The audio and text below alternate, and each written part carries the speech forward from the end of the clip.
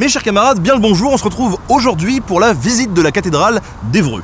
Sans doute un des lieux les plus maudits du département de l'Eure. Vraiment, quand j'ai bossé dessus, je me suis dit mais c'est pas possible, ils ont pas de bol.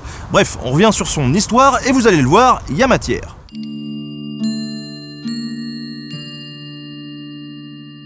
Si on a la trace écrite d'une ancienne structure montée à l'emplacement actuel, probablement une construction en bois, la cathédrale que l'on voit aujourd'hui a été construite au XIe siècle.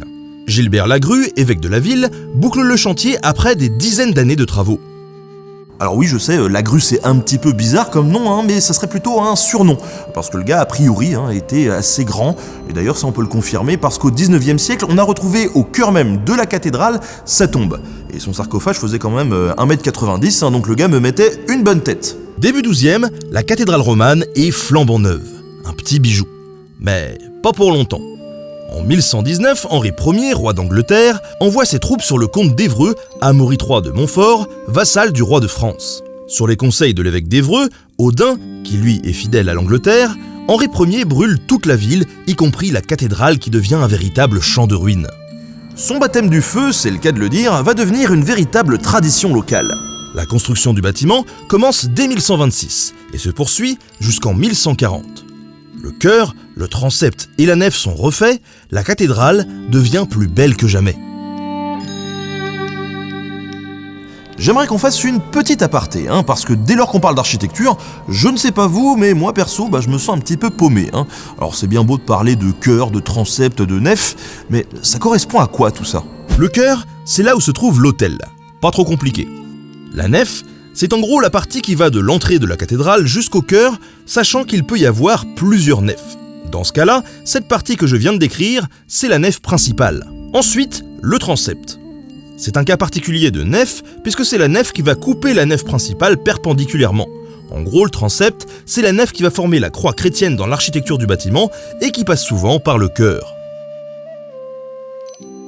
On peut ajouter qu'au fond des bâtiments religieux comme ici dans la cathédrale d'Évreux, vous avez souvent un arrondi qui vient après le chœur. Ça, c'est le prolongement de la nef, avec ce que l'on appelle le déambulatoire, où l'on peut déambuler. Et voilà, vous êtes désormais architecte, félicitations, et bonne partie de Minecraft. La cathédrale est donc toute neuve fin XIIe, mais là encore, pas pour longtemps. En effet, les tensions entre la France et l'Angleterre sont plus vives que jamais. Jean Santerre, frère du roi d'Angleterre Richard Cœur de Lion et régent de la ville d'Évreux, convoque près de 300 officiers français à un grand banquet. Et comme dans Game of Thrones, les fait tous massacrer au moment de porter un toast. Le roi de France, Philippe Auguste, vit assez mal cette situation. Du coup, il décide de tout cramer en 1195, y compris la cathédrale.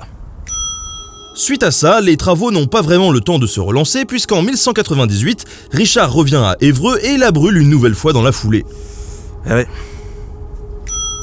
Il faudra près de 20 ans pour accumuler assez de fonds pour lancer les campagnes de restauration.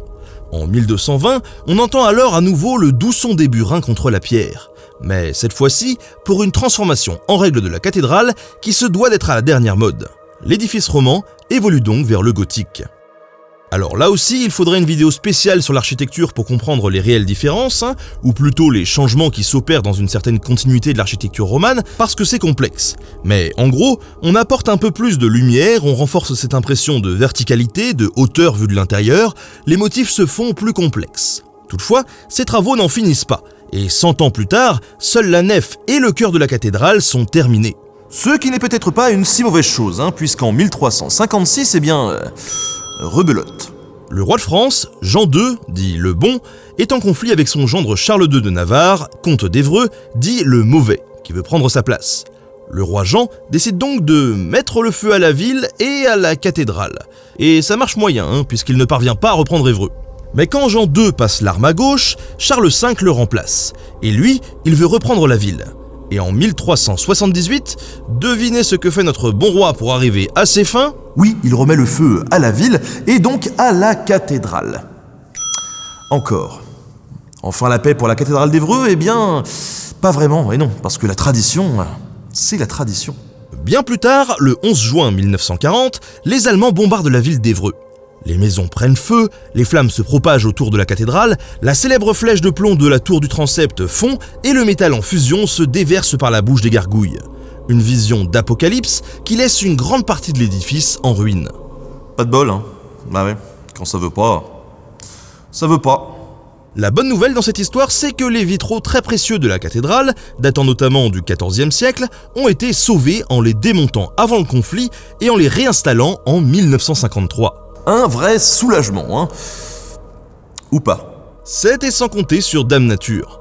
Après avoir résisté aux guerres et aux incendies pendant près de 6 siècles, sans même avoir été protégés, ces fameux vitraux seront victimes d'une incroyable pluie de grêlons de la taille d'un œuf en 1983. Ils seront tout simplement pulvérisés. L'histoire de la cathédrale d'Évreux pourrait passer pour celle d'un lieu maudit, comme je l'ai laissé entendre au début de l'épisode.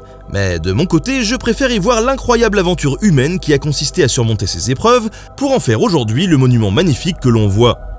De nos jours, de nouveaux vitraux ont été posés, une nouvelle flèche habille la tour nord, et de nombreuses rénovations ont rendu justice aux très nombreux architectes qui se sont succédés depuis 900 ans. Un lieu qui continue de vivre et de raconter ses histoires, formidable prétexte à la découverte de la grande histoire. Merci à tous d'avoir regardé cet épisode, j'espère vraiment qu'il vous a plu. Merci à Heure Tourisme pour avoir permis la production de cette vidéo. Si vous aimez les vieux bâtiments comme la cathédrale d'Évreux, eh bien, je vous invite très fortement à aller faire un tour du côté du musée d'art et d'histoire de la ville d'Évreux, qui regroupe énormément d'objets religieux très très beaux, qui accessoirement est aussi l'ancienne demeure de l'évêque. Et d'ailleurs, à côté de ce musée se trouvent aussi les ruines de l'ancienne muraille antique de la ville, donc ça vaut vraiment le coup d'aller faire un petit tour par là-bas. On compte sur vous pour déposer les likes, les commentaires, les partages, comme d'habitude, et puis on se retrouve très bientôt pour de nouvelles aventures sur Nota Bene. Salut!